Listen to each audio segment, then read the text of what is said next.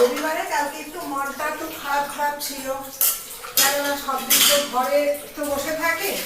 করতে করতে আমি একটু রাস্তায় হাঁটতে হাঁটতে একটা পরিচিতির সঙ্গে দেখা হলো। পরিচিতি মানে আমার বহু পুরোজন। আমি তাকে কিছুতেই চিনতে পারছি না। সেই জোর করে তার বাড়িতে নিয়ে গেছে।